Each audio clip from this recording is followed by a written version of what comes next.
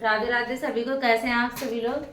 आशा करते हैं कि आप लोग ठीक होंगे। तो स्वागत है आपका एक नए टॉपिक के साथ। आज का टॉपिक है वो रहेगा हमारा डिसेंट्री। ठीक है, डिसेंट्री मीन्स पेचिस, पेचिस के प्रकार।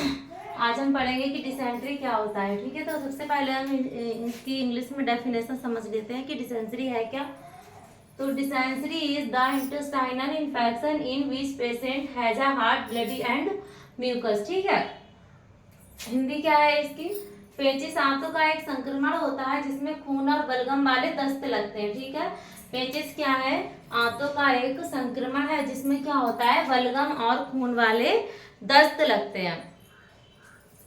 जैसे नॉर्मल दस्त होते हैं वो क्या होता है, जो इन्फेक्शन हर हर में बैक्टीरिया से दस्त लगते हैं। जो हमारा ये डाइजेस्टिव सिस्टम थोड़ा वीक हो जाता है या कुछ गड़बड़ होता है ना, तभी हमें दस्त आते हैं। तो नॉर्मली दस्त पतले दस्त होते हैं, ठीक है, वाटरी दस्त होते हैं। लेकिन इनमें क्या होता है, इनमें दस्त में बलगम और खून मिला हुआ होता है, जिससे हम पता करते हैं कि हमें पेचिस हुई है। ठीक है, ना कि नॉर्मल दस्त हुए हैं। ये हमें कहाँ का इन्फेक्शन है, ये आंतों का इन्फेक्शन है। ठीक, अब इसके कारण की बात कर लेते हैं कि होता किस कारणों से है। तो कॉजेस क्या है इसके? कॉजेस मीन्स कारण। ठीक है, कॉजेस क्या है? यह संक्रमण बैक्टीरिया या पैरासाइटिक के कारण होता है। जब कोई बैक्टीरिया हमारी बॉडी के अंदर एंटर करता है या कोई पैरासाइट हमारी बॉडी के अंदर एंटर करता है, हमारी आंतों तक पहुंचता है, तो वो क्या करता है, हमारी आंतों को नुकसान पहुंचाता है, जिससे क्या होता है, पेचिस को कॉज करता है। ठीक है, जिससे हमें पेचिस जैसी बीमारी का सामना करना पड़ता है। इसमें क्या होता है, अगर इसकी समय पे जांच ना होना तो पेशेंट को बहुत ज़्यादा दिक्कत हो जाती है। ठीक है, ब्लडी स्टूल आते हैं और जो स्टूल में है ना वो बलगम आता है, तो बहुत सारी ये दिक्कतें होती हैं। तो पेचिस क्या है, एक बार आप अच्छे से समझ लीजिए, मैंने कॉजेस समझा दिए। अब बारी है सिम्टम्स की। ठीक है, तो इसके सिम्टम्स देखिए। तो सिम्टम्स में क्या होता है, बैक्टीरियल और पैरासाइट के अलग अलग लक्षण होते हैं। ठीक है, उसी के हिसाब से हमें समझ में आएगा कि इसमें जो अंतर है वो क्या है, उसी के हिसाब से हम इसका इलाज कर सकेंगे अच्छे से। तो सिम्टम्स मतलब लक्षण में देखते हैं। देखो, बैक्टीरियल डिसेंट्री में के लक्षण 1 से 3 दिनों के भीतर दिखाई देने लगते हैं। जो बैक्टीरियल पेचिस होती है, ठीक है, वो कैसी होती है, उसके लक्षण 1 से 3 दिन के अंदर दिखाई देने लगते। ठीक है,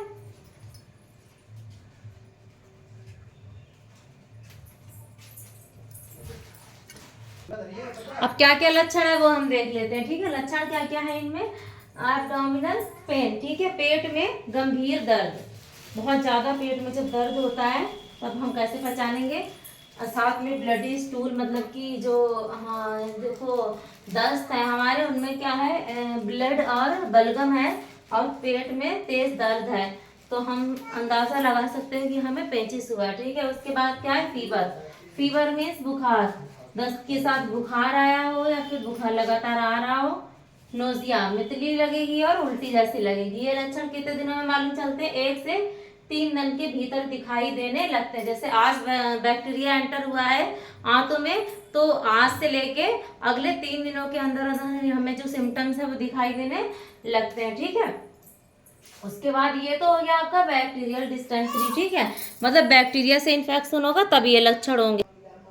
अब हम बात कर लेते हैं परजीवी पेचिस की। ठीक है, अभी हमने क्या पढ़ा था पीछे, बैक्टीरियल। ठीक है, अब क्या पढ़ेंगे, परजीवी पेचिस। ये किसका, ये इसके जो लक्षण है वो क्या होते हैं, देखो, अमीबिया पैरा, पहले ये देख लेते हैं कि होता क्या है। अमीबिया पैरासाइटिक के कारण मुख्य रूप से पैरासाइटिक पेचिस होती है। ठीक है, ये जो पैरासाइट है वो कौन सा है, अमीबिया। ठीक है, और इसके लक्षण क्या क्या होते हैं, तो इसमें भी पेट दर्द होता है, बुखार आता है, और बुखार जो आता है वो कैसे आता है, ठंड लग के। ठीक है, और उल्टी आती है, मितली जैसी लगती है। मल त्याग के दौरान दर्द और जलन।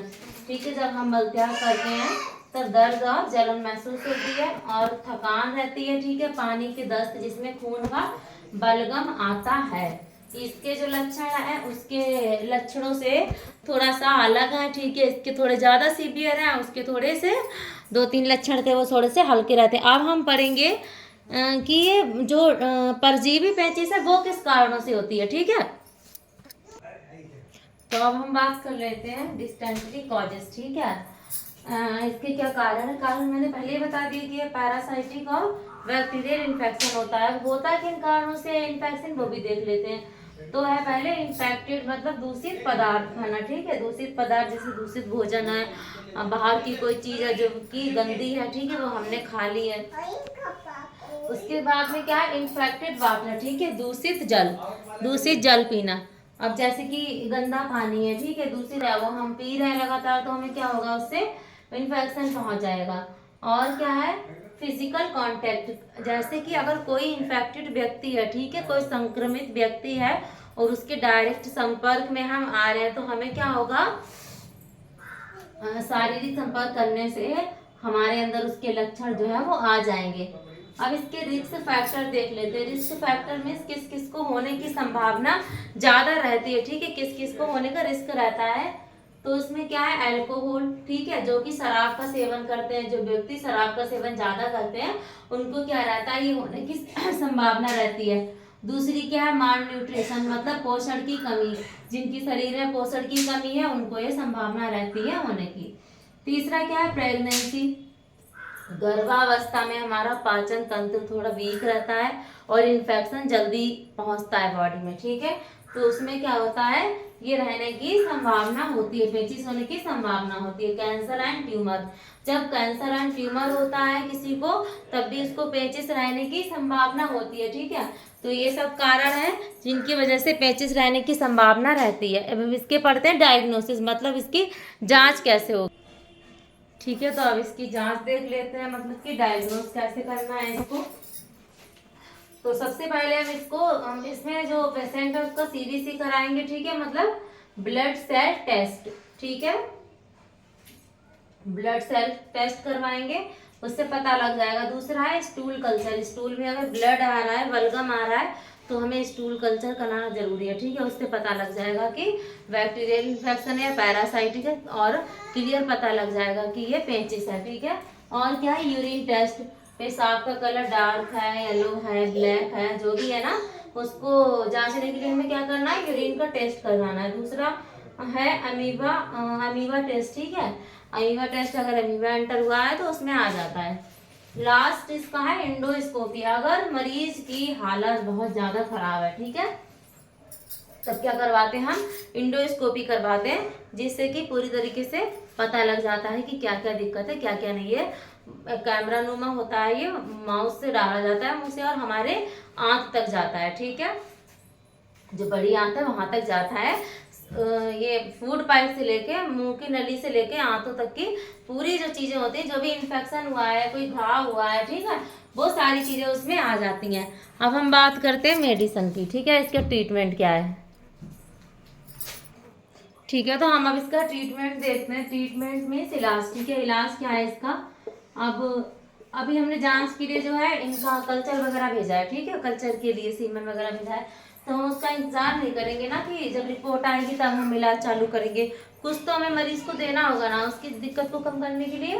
तो सबसे पहले हम टैबलेट देंगे लोमोफेन प्लस, ठीक है, इसकी डोज क्या है, डोज है 2 mg, दिन में 2 बार देनी है, लोमोफेन देनी है दिन में 2 बार। उसके बाद में दूसरी टैबलेट जो सबको पता है नॉर्फ्लेक्स, नॉर्मली दस्त में देते हैं, नॉर्फ्लेक्स TZ, ठीक है, ये भी क्या करना है, दिन में 2 बार देनी है, सुबह और शाम, या फिर आप डिफरेंस देख के अपने टाइम के हिसाब से दे सकते हैं। अब हम पेट के दर्द के लिए कौन सी टैबलेट देंगे, इसमें तो टैबलेट जेरुडो, ठीक है, स्पेस आती है जो टैबलेट, वो किस लिए होती है, वो भी इसकी डोज है 200 mg, सुबह शाम देते हैं। किस लिए देते हैं, पेट दर्द के लिए, ठीक है। अब पेट दर्द के साथ साथ हमें नोजिया और वॉमिटिंग मतलब उल्टी और मितली हो रही थी, तो उसके लिए हम क्या देंगे, ये भी सबको पता है, ठीक है, ऑनडेम टैबलेट होती है। और ये किस लिए है, उल्टी के लिए। तो ये सारी टैबलेट है वो हमें करंटली जो देनी होती है, ठीक है, वो टैबलेट है। इनके अलावा भी दवाइयां हैं जो कि इसे कंट्रोल करती है। सबसे पहले हम बात कर लेते हैं। अब इस देखो मेन चीज क्या है, इसमें इन्फेक्शन से कॉज हो रही है, ठीक है, बैक्टीरिया से और पैरासाइटिक से। तो कुछ इससे बचने के उपाय क्या है, ठीक है, इससे बचने के उपाय देख लेते हैं, बचाव के उपाय, ठीक है। सबसे पहले तो हमें दूषित जल का सेवन नहीं करना है, ठीक है, आप लोग नोट करना चाहो तो आप लोग नोट कर सकते हैं, ठीक है। मैं बोलती जा रही हूँ लेकिन समझना इसको बहुत जरूरी है। सबसे पहले हम जो दूषित जल का सेवन नहीं करेंगे, दूषित भोजन का सेवन नहीं करना है, साफ सफाई का ध्यान रखना है, ठीक। उसके बाद में क्या करना है, ये जो आप लोग बाहर की चीज़ें खा लेते हैं बहुत ज़्यादा इन्फेक्टेड होती हैं, ठीक है, नुकसान करती हैं कहीं ना कहीं हमारी आंतों को, हमारे लीवर को, हमारे जो अंदर ऑर्गन है, अंग है, उनको नुकसान करती हैं। दूसरा क्या है, पैरासाइटिक इन्फेक्शन, ठीक है, पैरासाइटिक इन्फेक्शन से भी बचना चाहिए। कोई ऐसी चीज़ का सेवन ना करें, अल्कोहल है और क्या कहते हैं, ये अब गर्भावस्था में हो जाता है, ठीक है, तो गर्भावस्था में भी ऐसी चीज़ें नहीं खानी चाहिए जो हमारी बॉडी को नुकसान पहुंचाती है। और क्या है, कोई इन्फेक्टेड व्यक्ति है, ठीक है, कोई संक्रमित व्यक्ति है, उसके डायरेक्ट टच में हमें नहीं जाना चाहिए। अगर हम टच में आ भी गए ना तो हमें अपनी साफ सफाई, हाइजीन का ध्यान रखना चाहिए। और माल न्यूट्रिशन की कमी, ठीक है, अगर हमारे शरीर के अंदर पोषण तत्व की कमी है तो नॉर्मली हमारा जो हमारी बॉडी है वो वीक हो जाती है, ठीक है, तो उसमें क्या रहते हैं, चांस रहते हैं पेचिस होने के। तो सबसे पहले हमारा टॉपिक था डिस्टेंट्री, ठीक है, मतलब कि पेचिस। अब पेचिस में मैंने क्या क्या पढ़ाया आपको, पेचिस होती क्या है, ठीक है, तो ये एक पैरासाइटिक इन्फेक्शन होता है, इंटेस्टाइनल इन्फेक्शन होता है, ठीक है, मतलब आंतों का संक्रमण होता है और ये पैरासाइट और बैक्टीरिया की वजह से होता है। उसके बाद में मैंने आपको लक्षण पढ़ाए कि लक्षण क्या क्या होते हैं, तो अलग अलग दोनों में मैंने आपको लक्षण पढ़ाया है। नॉर्मली ऐसे मैं एक बार फिर से बता दे रही हूँ, गंभीर पेट दर्द हो गया, उल्टी हो गया, मितली लगना हो गया, ठीक है, लगातार बुखार हो गया, ठंड देके बुखार आना हो गया, और क्या है, और जो दस्त है, हमारे दस्त है, वाटरी दस्त हो गए, दस्त में खून और बलगम आना, ये सारे लक्षण होते हैं। उसके बाद में मैंने आपको टेस्ट बताया कि टेस्ट क्या क्या होने, तो यूरिन कल्चर हो गया, स्टूल कल्चर हो गया और सीबीसी हो गया, ठीक है, एंडोस्कोपी हो गया, ये सारे क्या थे, टेस्ट थे। उसके बाद में ट्रीटमेंट, जो नॉर्मली ट्रीटमेंट है वो मैंने आपको बताई, नॉर्प्लस टीजेड है। अब आपको बचाव के उपाय देखने, ठीक है, सबसे पहले इसका बचाव ही करना है जिससे वो नौबती ना आए जो हमारे साथ ऐसी कोई बीमारी हो जाए, ठीक है। हर बीमारी का इलाज हमारे पास खुद ही है। अगर हम हर चीज़ से बच के रहेंगे इन्फेक्शन से तो हमारी बॉडी इतनी ज़्यादा प्रॉब्लम में नहीं आएगी, ठीक है। कोई बीमारी है, सबसे बड़ा जो कारण है वो हम खुद ही होते हैं उसका।